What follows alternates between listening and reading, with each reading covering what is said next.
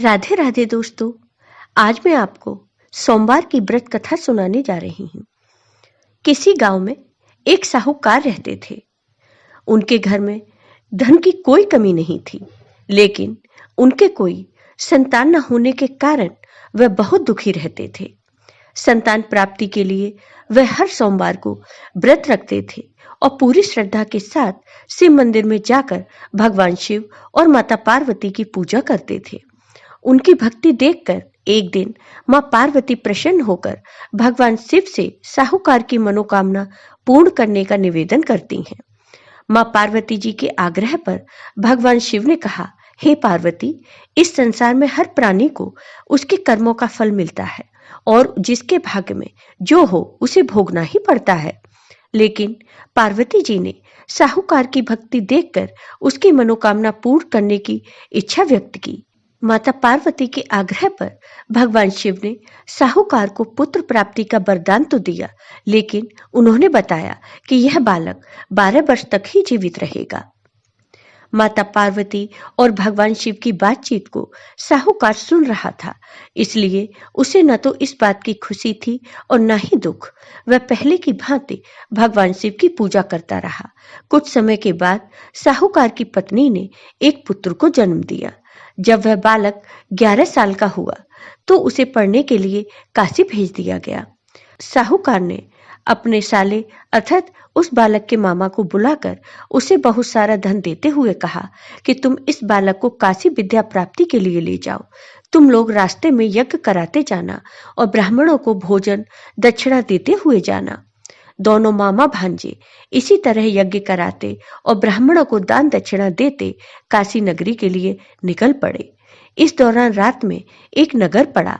उस नगर के राजा की कन्या का विवाह था, लेकिन जिस राजकुमार से उसका विवाह होने वाला था वह एक आंख से काना था। राजकुमार के पिता ने अपने पुत्र के काने होने की बात को छुपाने के लिए सोचा, क्यों न साहूकार के पुत्र को दूल्हा बनाकर राजकुमारी से विवाह करा दूं। विवाह के बाद इसको धन देकर विदा कर दूंगा और राजकुमारी को अपने नगर ले जाऊंगा।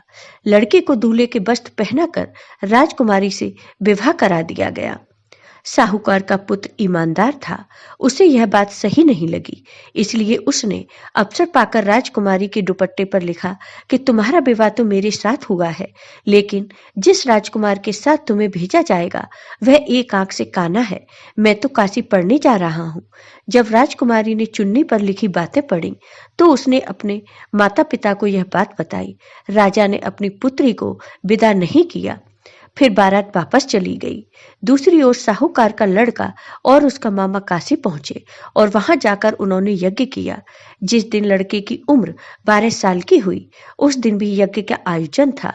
लड़के ने अपने मामा से कहा, मामा, मेरी तबीयत कुछ ठीक नहीं है।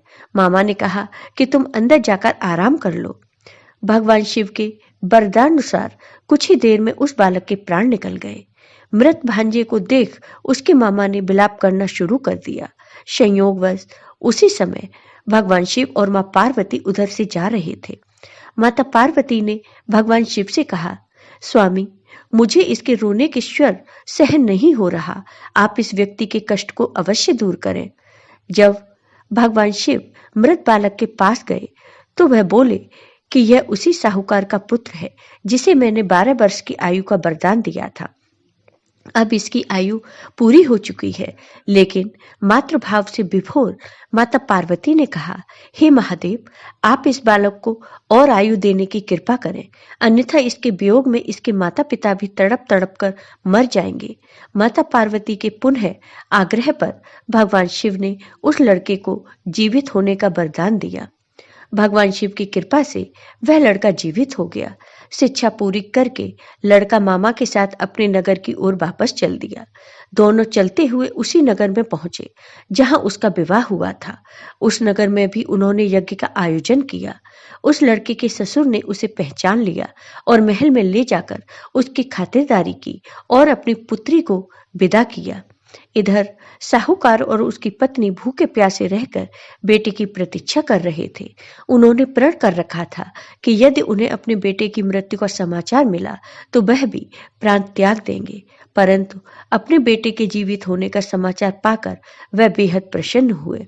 उसी रात भगवान शिव ने साहूकार के स्वप्न में आकर कहा, हे श्रेष्ठी, मैंने तेरे सोमवार के व्रत करने और व्रत कथा सुनने से प्रसन्न होकर तेरे पुत्र को लंबी आयु प्रदान की है।